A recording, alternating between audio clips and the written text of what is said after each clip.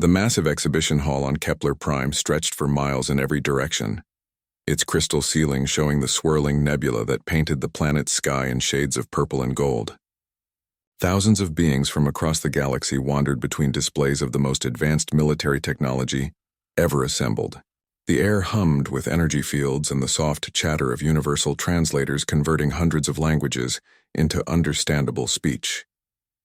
Admiral Patricia Blake stood near the human delegation's modest booth, watching alien representatives examine weapons that could crack planets and armor that bent the laws of physics. Her stomach twisted with nervous energy as she checked her watch for the 100th time. The combat demonstrations would begin in 2 hours, and she was starting to wonder if bringing Lieutenant Jake Morrison had been a terrible mistake. The Zephyrian Empire's display drew the largest crowds. Their warriors stood motionless in suits that seemed to exist in multiple dimensions at once, the metal shifting between solid matter and ghostly transparency. When they moved, reality itself appeared to bend around them. A holographic sign proclaimed their quantum phase battle suits could allow a soldier to step through walls, dodge laser fire by existing in alternate dimensions, and strike enemies from impossible angles. Nearby, the Crystalline Collective's booth sparkled with living armor that grew and changed as visitors watched. The crystal formations pulsed with inner light, analyzing threats and adapting their structure in real time. A demonstration showed the armor transforming from sleek and lightweight for speed to thick and angular for protection, all within seconds. The crystals learned from each attack, becoming stronger and more resistant with every battle. The mechanical beings of the Nexus Corporation displayed their nanometal exoskeletons with cold precision. Each suit could repair itself from almost any damage, rebuilding torn metal and restoring function even after catastrophic impacts. Their warriors moved with perfect mechanical grace, every motion calculated for maximum efficiency. Sensors covered every surface, feeding data to quantum computers that could predict enemy movements before they happened. Admiral Blake tried not to look at the human booth. Their display consisted of a folding table, a few printed pamphlets, and what looked like a pile of scrap metal someone had welded together in a garage. Sergeant Billy Cooper sat behind the table, chewing on an unlit cigar and ignoring the curious aliens who stopped to stare at the human equipment with barely concealed amusement. Cooper had insisted on entering the competition, despite the protests of every other human officer on the mission. He claimed his armor design would outperform anything the aliens could build. But looking at it now, Blake wondered if the sergeant had lost his mind. The suit appeared to be made from salvaged ship plating, painted in bright orange and yellow stripes that hurt to look at. Duct tape held several pieces together, and someone had spray-painted Earth rules across the chest plate in crooked letters. A group of tall, elegant ethereal syndicate representatives drifted past the human booth, their translucent forms barely visible in the exhibition hall's bright lights. One of them paused to examine the human armor through what Blake assumed were sensory organs, though with ethereals it was hard to tell. The being's musical voice carried clearly as it spoke to its companions. How primitive. Do the humans not understand energy manipulation? This appears to be simple metal welded together with no enhancement whatsoever. Another ethereal responded with what sounded like gentle laughter. Perhaps they are displaying historical artifacts from their early industrial period. Though why they would bring such relics to a military exposition is unclear. Blake felt her face burn with embarrassment, but Cooper just grinned and waved at the floating aliens. Afternoon, folks. Nice to see you too. The ethereals drifted away without another word, leaving Blake to glare at her subordinate. Sergeant, are you absolutely certain about this? The entire galaxy is watching, and that armor looks like it was built by a drunk mechanic with a welding torch. Cooper's grin widened. Admiral, with respect, that drunk mechanic was me, and I was stone sober when I built it. Trust me on this one. Sometimes the best solution is the simplest solution. Across the hall, a commotion drew their attention to the Void Hunter clan's display. Their warriors wore armor that bent light around them, making them nearly invisible to most forms of detection. The crowd gasped as a Void Hunter seemed to vanish completely, only to reappear behind a volunteer from the audience. The demonstration showed how their stealth technology could make an entire army disappear from even the most advanced sensors. Now that's impressive, Blake muttered, watching the Void Hunter phase in and out of visibility like a ghost. Their light-bending technology is generations ahead of anything we have. Cooper spat into a cup and shook his head. Fancy tricks, Admiral. But what happens when someone shines a big flashlight on them? All that bending and phasing probably works great until someone does something they don't expect. Before Blake could respond, Lieutenant Jake Morrison appeared at her elbow, looking uncomfortable in his dress uniform. He was a good soldier, reliable and steady under pressure, but he lacked the flashy confidence she associated with elite warriors. His brown hair was regulation short, his face was honest and unremarkable, and he had the kind of solid build that suggested he worked with his hands when he wasn't carrying a rifle.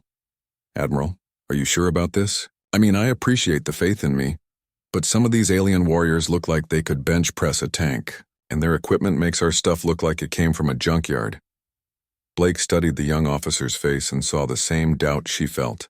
Jake was a competent soldier, but he wasn't a superhuman killing machine.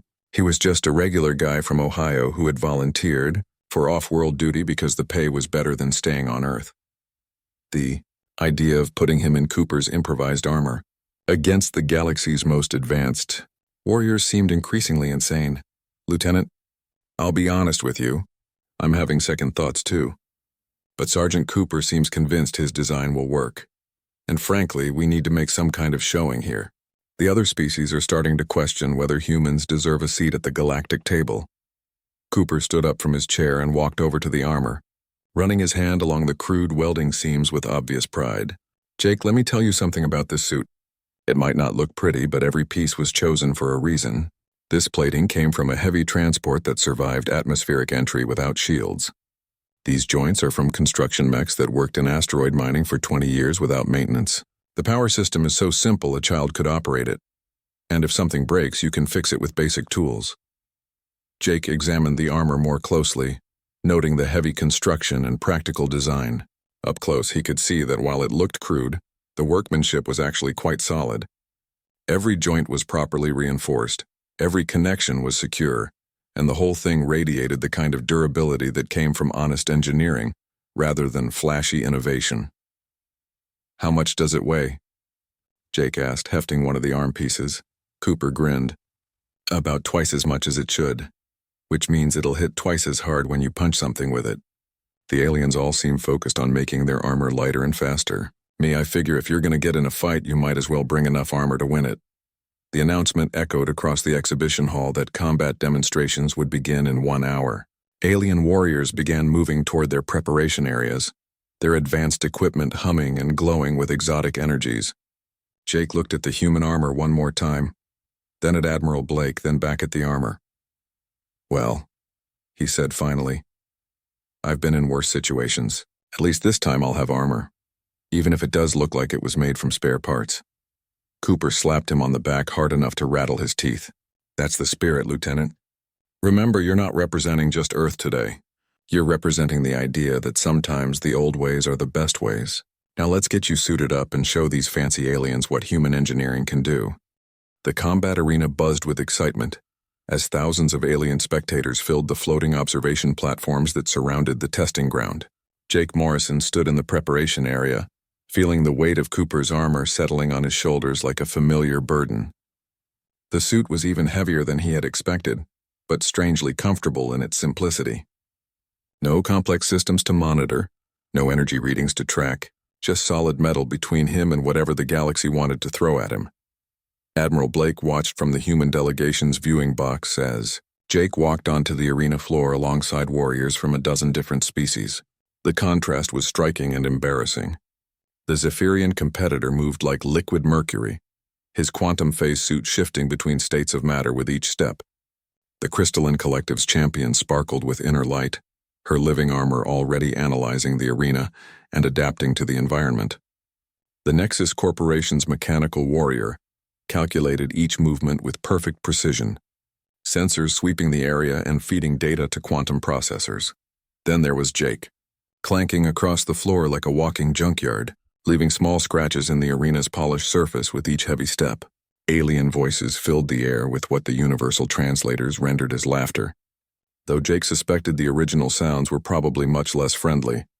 The first test was target practice using energy weapons. A series of holographic targets materialized at various distances throughout the arena, each one moving in complex patterns, designed to challenge even the most advanced targeting systems. The Zephyrian warrior went first, his weapon seeming to fire from multiple dimensions at once. Energy bolts curved around obstacles and struck targets that should have been impossible to hit. The crowd cheered as every target exploded in perfect sequence. The crystalline champion stepped forward next, her living armor growing specialized targeting organs that tracked each hologram with mathematical precision. Her energy weapon adapted its frequency and power output for optimal damage against each target type. Another flawless performance that left the audience impressed and the judges nodding with approval. The mechanical Nexus warrior approached the firing line with calculated movements. Its targeting system painted laser dots on every target simultaneously, before unleashing a barrage of precisely aimed shots. The computer brain calculated wind resistance, target acceleration, and energy dispersion to deliver perfect hits on every single hologram. The crowd erupted in applause for the display of mechanical perfection. Jake's turn arrived and he hefted his weapon with obvious discomfort. Cooper had given him what appeared to be a modified mining laser welded to a rifle stock, with a cracked tablet computer duct taped to the side, running what looked suspiciously like a video game targeting program. The device was crude, heavy, and showed signs of field repairs that made the arena's maintenance crew nervous. The targets activated, and Jake raised his weapon with the steady grip of someone who had learned to shoot on real battlefields rather than in computer simulations. He ignored the complex movement patterns and energy signatures that confused advanced targeting systems. Instead, he simply aimed where the targets were going to be and pulled the trigger. His first shot connected with solid accuracy. Then his second. Then his third. The alien audience grew quiet as Jake worked his way through the course with methodical precision. While their advanced warriors relied on computer assistance and exotic targeting methods, Jake used basic marksmanship skills and steady nerves.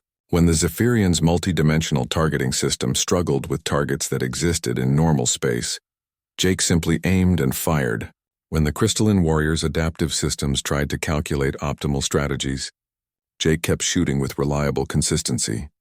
The final score showed Jake tied for second place, beaten only by the mechanical precision of the Nexus warrior. The crowd muttered in confusion while judges checked and rechecked their readings. Cooper's grin could be seen from orbit as he watched alien military observers suddenly take a much more serious interest in human marksmanship techniques. The melee combat round followed immediately, and Jake found himself facing opponents who wielded weapons that defied physics and armor, that seemed to operate on principles beyond human understanding. The Zephyrian warrior carried a blade that existed in multiple dimensions, allowing him to strike from impossible angles and cut through defenses that existed in normal space. His quantum armor phased in and out of reality, making him nearly impossible to hit with conventional attacks. Jake's equipment looked pathetic by comparison. Cooper had given him what appeared to be a modified crowbar, with some kind of impact hammer attachment, along with a shield that had clearly started life as a stop sign before being reinforced with steel plating and covered in reflective tape. The crowd's laughter resumed as Jake hefted his crude weapons and approached the combat zone. The Zephyrian attacked first, his dimensional blade slashing through space where Jake had been standing a moment before. The alien warrior moved like a ghost, appearing and disappearing as his armor shifted between phases of reality. Jake swung his crowbar through empty air while his opponent struck from angles that should not have existed. Then something unexpected happened. Jake's shield, covered in cheap reflective tape and angled metal surfaces, began interfering with the Zephyrian's phase-shifting technology. The dimensional warrior appeared solid at the wrong moment, caught between states of matter by reflections he could not predict or compensate for. Jake's crowbar connected with devastating force, sending the advanced alien warrior sprawling across the arena floor. The crowd fell silent as the Zephyrian struggled to stand, his quantum armor flickering unstably from the impact of such a simple, brutal attack. Jake helped him to his feet with genuine concern, checking to make sure his opponent was not seriously injured. The alien warrior looked at Jake's crude armor and weapons with something approaching respect. The crystalline champion stepped forward next, her living armor already adapting to Jake's fighting style, based on observations from the previous match. The crystal formation shifted and grew, creating specialized defenses against blunt force trauma and reflective surfaces to counter Jake's shield tactics. She wielded a weapon that could change its molecular structure at will, becoming sharp for cutting attacks or dense for crushing blows. Jake approached this fight differently, having learned something from his first victory.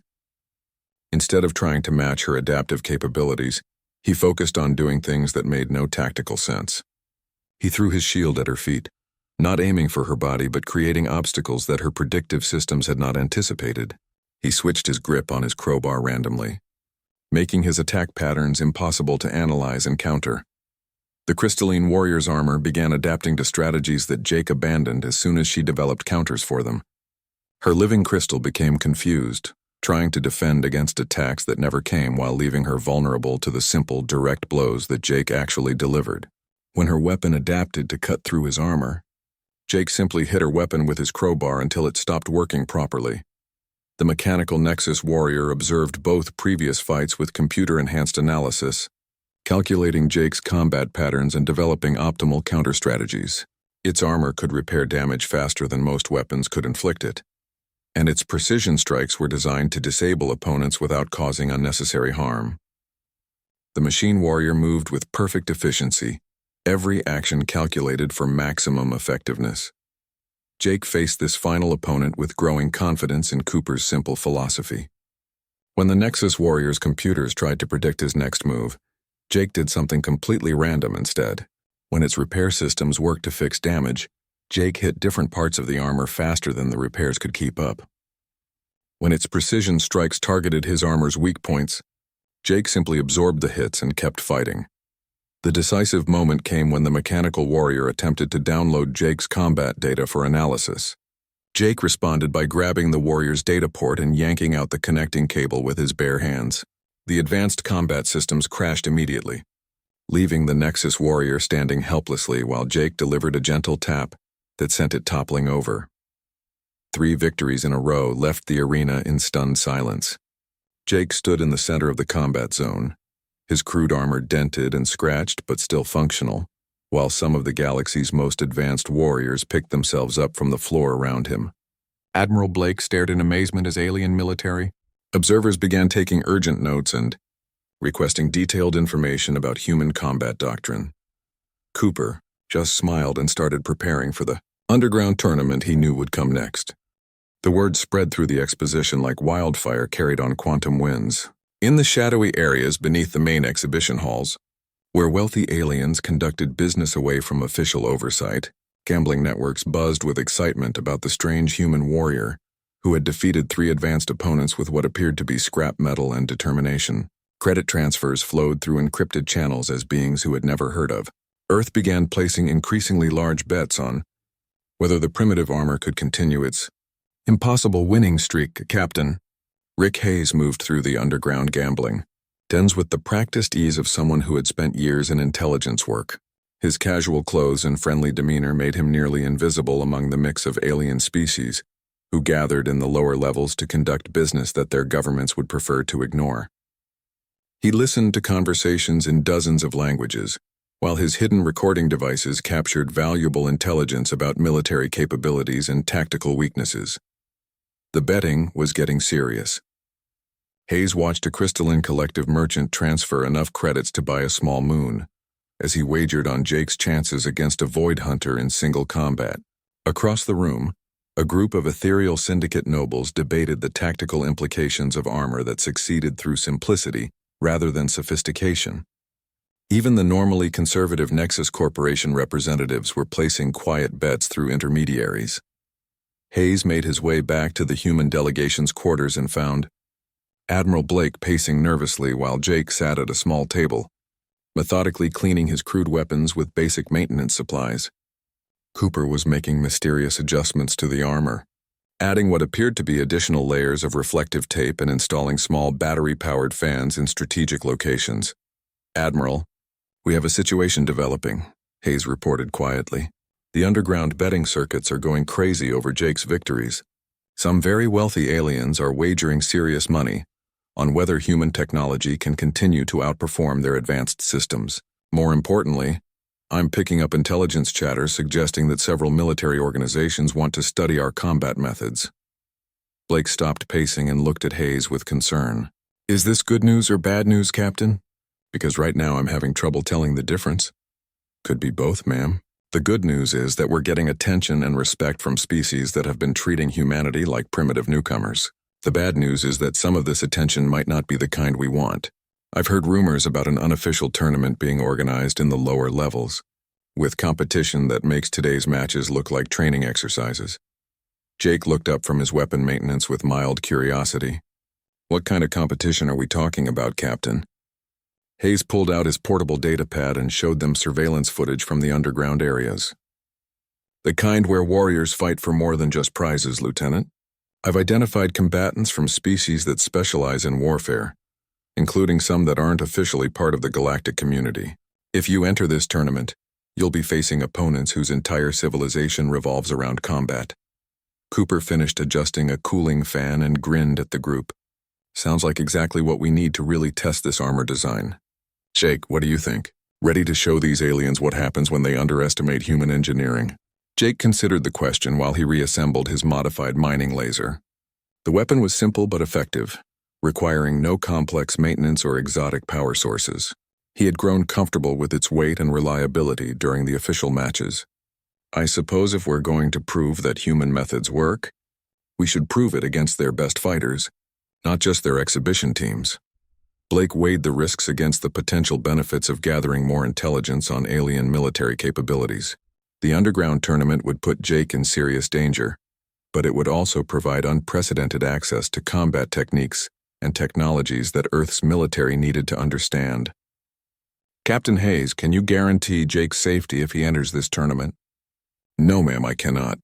But I can guarantee that we'll learn things about alien combat doctrine that no human has ever seen before. And frankly, based on what I've observed today, I think Jake has a better chance than anyone expected. The decision was made within the hour. Hayes used his intelligence contacts to enter Jake in the underground tournament, while Cooper made final preparations to the armor. The sergeant added additional cooling systems, reinforced the joints with extra welding, and installed what he called emergency modifications that he refused to explain in detail.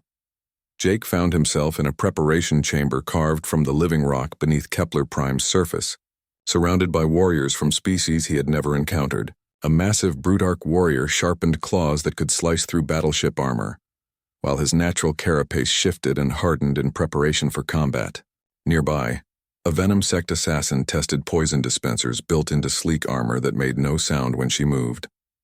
The first match paired Jake against a void hunter, one of the species known throughout the galaxy for their mastery of stealth and infiltration. The warrior wore armor that bent light around him so effectively that he appeared as little more than a heat shimmer against the arena's background. Advanced sensors showed only empty space where the void hunter stood, and his weapon could strike from any angle without revealing his position. Jake studied his opponent carefully, noting the way light behaved around the stealth field and the slight distortions that marked the warrior's movements. Cooper had anticipated this type of encounter and equipped the armor with several low-tech countermeasures. Jake activated a helmet-mounted floodlight that had been salvaged from a construction vehicle, filling the arena with harsh white illumination that overwhelmed the Void Hunter's light-bending technology. The alien warrior became visible as a dark outline against the bright background, his stealth advantage neutralized by the simple expedient of too much light from too many directions. Jake had also attached strips of reflective emergency tape to his armor, creating chaotic light patterns that made it difficult for the Void Hunter to target him accurately. The Void Hunter adapted quickly, using his superior speed and agility to stay ahead of Jake's slower movements. His weapon struck repeatedly against the crude human armor, but Cooper's heavy construction absorbed impacts that would have penetrated more sophisticated defenses. Each hit dented the metal but failed to breach the thick plating or damage the simple mechanical systems underneath. Jake's counterattack came when the Void Hunter attempted a complex maneuver that relied on his stealth technology working properly. Jake simply swung his crowbar in a wide arc where his opponent was most likely to be, connecting with solid force that sent the alien warrior sprawling across the arena floor. The crowd of underground gamblers roared with excitement as another advanced alien technology was defeated by brute force and common sense. The next opponent presented a different challenge entirely. The Plasma Lord warrior channeled stellar energy through armor that glowed like a miniature sun, his attacks capable of melting through any known material. His entire combat style was based on overwhelming opponents with thermal energy that could vaporize conventional defenses in seconds. Cooper's cooling modifications proved their worth immediately. The car radiators and industrial fans built into Jake's armor began working overtime, dissipating heat faster than the Plasma Lord's attacks could deliver it. Jake advanced steadily through waves of thermal energy that would have cooked any normal warrior, his crude cooling system proving more effective than sophisticated heat management, technologies that relied on complex algorithms, and exotic materials. The decisive moment came when Jake grabbed the Plasma Lord's energy weapon with his bare gauntlets, the heavy metal construction of his armor allowing him to absorb and redirect heat that would have overwhelmed more elegant systems. He wrestled the weapon away from his opponent and delivered a knockout blow with his backup crowbar, leaving the Plasma Lord unconscious on the arena floor. Lieutenant Commander Lisa Porter watched from the hidden observation area, taking detailed notes on how Jake's simple tactics continued to defeat opponents with centuries of combat experience and technological advantages. Each victory followed the same pattern. Advanced alien systems failed when confronted with approaches they had not been designed to handle. The underground tournament organizers began offering increasingly large prizes as Jake advanced through the brackets. Wealthy aliens who had initially bet against the human warrior started hedging their positions, while military observers from hostile species began taking serious interest in human combat capabilities. Cooper watched the proceedings with growing satisfaction, knowing that his simple engineering philosophy was proving itself against the galaxy's best attempts at technological superiority. Jake was succeeding not because human technology was more advanced than alien systems, but because it was more reliable, more adaptable, and most importantly, more human. The secure meeting room deep within the diplomatic quarters buzzed with tension as some of the galaxy's most powerful military leaders gathered around a holographic table. General Kethtar of the Hegemony stood nearly 8 feet tall, his scarred carapace bearing the marks of 100 battles across the Outer Rim territories. War Coordinator Zixanil of the Swarm clicked her mandibles nervously as she reviewed combat footage on her personal display. Admiral Blake sat between them, feeling somewhat out of place among beings who commanded fleets that could sterilize entire star systems. Admiral Blake, General Kethtar began, his voice carrying the weight of authority earned through centuries of warfare. We must discuss the implications of your warriors' victories. What we observe today challenges everything we understand about modern combat doctrine. War Coordinator Zixanil leaned forward, her compound eyes reflecting the holographic displays that showed Jake's fights in slow-motion detail. Our military analysts have been studying these recordings for hours. Your human defeats advanced technology using methods that appear deliberately primitive. This suggests tactical thinking we have not encountered before. Blake chose her words carefully, knowing that Earth's future relationships with these powerful species might depend on this conversation. With respect, General, I'm not sure I understand your concerns. Lieutenant Morrison simply used the equipment available to him in the most effective way possible. That is precisely what concerns us, Kethtar replied, activating a holographic display that showed the Void Hunter's defeat in detail.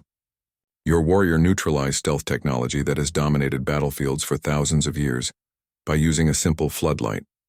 Our military academies teach complex countermeasures involving quantum sensors and phase detection arrays. Your human ignored all of that and simply made the battlefield too bright for stealth to function. Zix. Nil activated another display, showing Jake's victory over the Plasma Lord. Our thermal warfare specialists develop increasingly sophisticated heat management systems using exotic materials and complex algorithms. Your warrior used automotive radiators and industrial cooling fans. The solution was so simple that our experts never considered it because they assumed it would not work. Blake began to understand their concern. These species had spent centuries developing increasingly complex military technologies, creating systems so sophisticated that they had forgotten simpler solutions might still be effective. Jake's victories were not just tactical defeats but philosophical challenges to their entire approach to warfare. You're worried that human simplicity represents something dangerous, Blake said, more as a statement than a question. Not dangerous to us directly, Kethtar clarified, but dangerous to the stability of galactic military doctrine. If primitive methods can defeat advanced technology, then we have been developing our armies in the wrong direction for generations. Worse, our enemies might learn the same lessons and adapt their tactics accordingly. Meanwhile, Jake prepared for his most challenging fight yet in the underground arena. His next opponent was Commander Vexwrath of the Neural Collective, a species that had merged their biological brains with quantum computers to achieve perfect tactical awareness. Vexwrath's biomechanical armor interfaced directly with his enhanced mind, creating a warrior who could analyze millions of combat scenarios and select optimal responses faster than most beings could think. Engineer Danny Walsh stood beside Cooper in the preparation area, explaining the armor's design philosophy to a growing crowd of alien scientists and military observers. Every component was selected for field reliability rather than performance specifications. The power system uses standard chemical batteries that can be recharged or replaced anywhere. The joints are mechanical rather than servo-assisted, so they cannot be disrupted by electromagnetic interference. The weapons require no computer guidance or exotic ammunition. A crystalline researcher examined the armor's crude welding seams with obvious fascination. But surely this approach limits combat effectiveness. Our living crystal technology adapts and improves during battle, while your armor remains static and unchanged. Walsh smiled and pointed to several areas where Jake had made field modifications during previous fights. Actually, our armor adapts too, just differently. When Jake needed better cooling, he added more fans. When he needed better visibility, he attached more lights. When he needed better protection, he welded on extra plates. The difference is that our adaptations are conscious decisions made by the person wearing the armor, not automatic responses programmed by someone else. The revelation struck the alien observers like a physical blow. Their advanced systems made decisions for the warriors wearing them, optimizing performance based on pre-programmed parameters and learned responses. Jake's armor made no decisions at all, leaving the warrior free to improvise and adapt based on real-time conditions that no computer could fully predict. In the arena, Commander Vexwrath demonstrated why the Neural Collective dominated battlefields across 3 sectors of space. His biomechanical armor moved with inhuman precision, each action calculated for maximum effectiveness. His enhanced brain processed Jake's movement patterns, weapon capabilities, and armor weaknesses within nanoseconds of the fight beginning. Energy displays showed thousands of tactical scenarios being evaluated and discarded, as Vexwrath selected the optimal path to victory. Jake found himself outmatched in every conventional sense. His opponent predicted his attacks before he made them, countered his movements before he completed them, and struck at weaknesses in his armor that Jake did not know existed. The Neural Collective warrior was faster, stronger, and infinitely more intelligent than any human could hope to be. But Jake had learned something important during his previous fights. Advanced systems worked perfectly only when their opponents behaved in predictable ways. Every time he did something that made tactical sense, Vexwrath's enhanced brain calculated the perfect counter. So Jake decided to stop making tactical sense.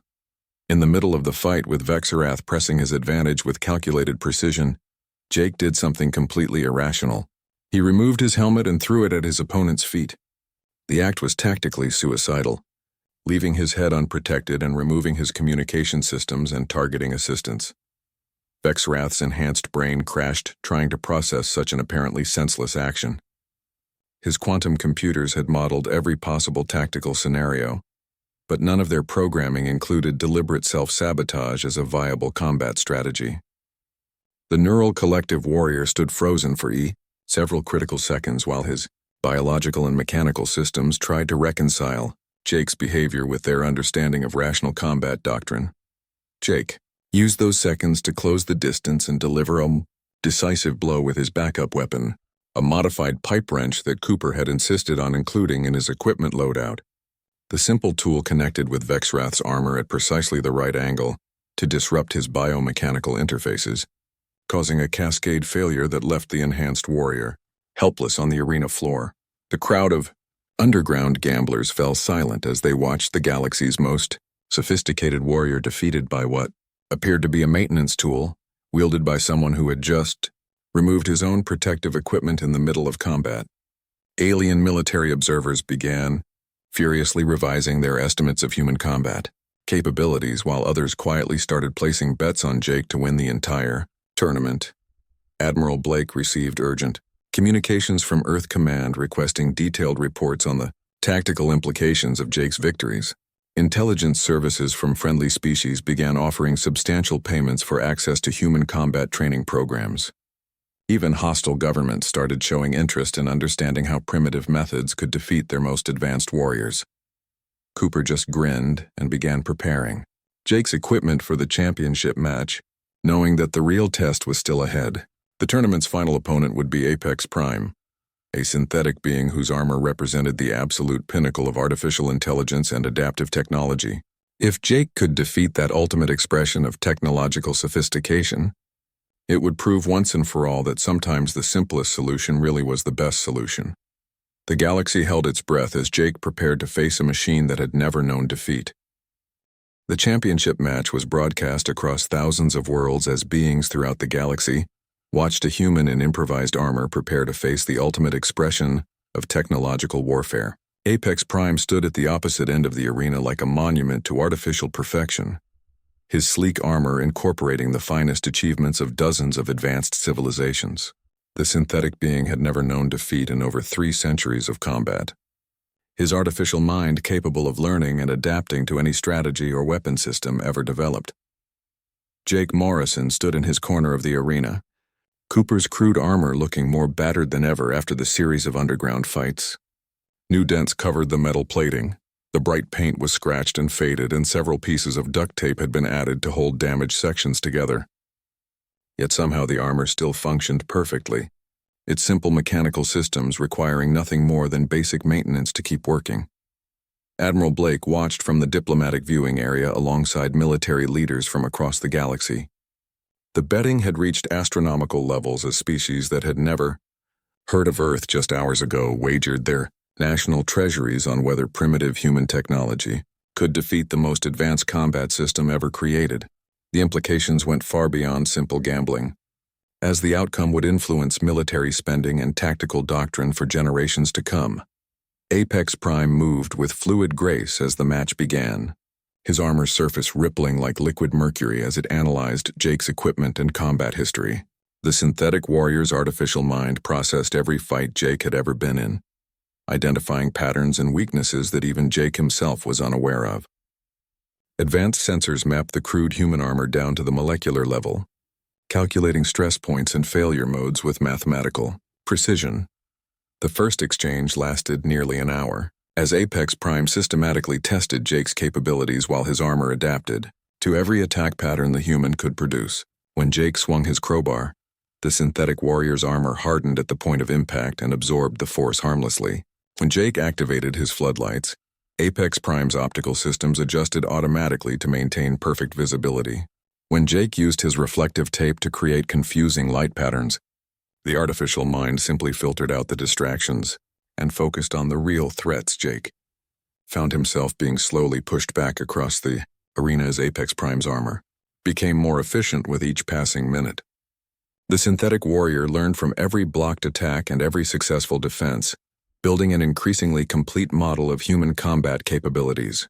His weapons adapted their firing patterns to exploit gaps in Jake's armor that became more obvious as the fight continued. Cooper watched nervously from the preparation area as his armor design was pushed to its absolute limits. The heavy construction that had absorbed so much punishment in previous fights was beginning to show real damage under Apex Prime's precisely calculated attacks. Cooling systems that had handled thermal weapons were struggling against energy patterns specifically designed to overwhelm their capacity. Even the crude simplicity that had confused advanced opponents seemed inadequate against an intelligence that could learn from any technique. The turning point came when Jake realized that he was fighting the wrong battle. Every previous opponent had been limited by their programming or their preconceptions about how combat should work. Apex Prime had no such limitations, able to adapt to any strategy Jake could devise. The synthetic warrior was simply too intelligent and too sophisticated to be confused by simple tactics or overwhelmed by brute force. That was when Cooper's voice crackled through Jake's radio with words that would change galactic military history forever. Jake, stop trying to fight the machine and start fighting the problem. What's the most basic thing that machine needs to function? Jake looked at his opponent with new understanding as Apex Prime continued his systematic dismantling of human combat doctrine. The synthetic warrior was a masterpiece of engineering and artificial intelligence, incorporating thousands of years of technological advancement into a single perfect fighting system. But underneath all that sophistication, he was still just a machine that required power to operate. Jake began searching Apex Prime's armor for something that every machine in the galaxy possessed, but that most warriors never thought to target directly. His opponent's adaptive capabilities made conventional attacks useless, but there had to be some basic system that even advanced technology could not do without. The synthetic warrior's confidence grew as Jake's attacks became more desperate and less coordinated, his artificial mind calculating the exact moment when human resistance would collapse entirely. Then Jake saw it.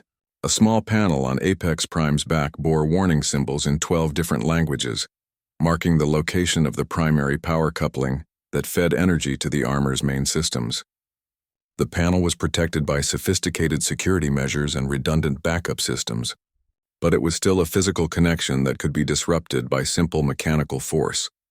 Jake feinted toward Apex Prime's front armor, drawing the synthetic warrior's attention and defensive systems toward an anticipated attack. Instead of following through, Jake ducked low and rolled behind his opponent, reaching for the power coupling with his bare gauntlets.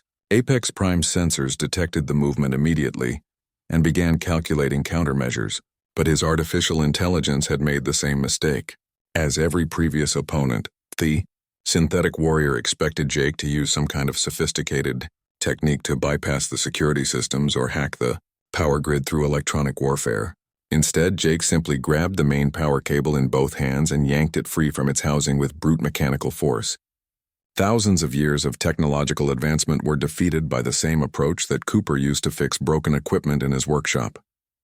Apex Prime froze in place as his primary power systems went offline. His artificial mind suddenly cut off from the energy needed to operate his adaptive armor and weapon systems. The synthetic warrior, who had never known defeat, stood motionless in the center of the arena, while Jake helped him sit down carefully, showing the same concern for his opponent's welfare that he had demonstrated in every previous fight. The arena fell completely silent as spectators across the galaxy tried to process what they had just witnessed. The ultimate expression of technological warfare had been defeated by a human who had simply unplugged his power cord. Jake stood beside his motionless opponent, breathing heavily inside his crude armor while Cooper's laughter echoed through the communication system. The aftermath of Jake's victory sent shockwaves through galactic civilization that would be felt for centuries.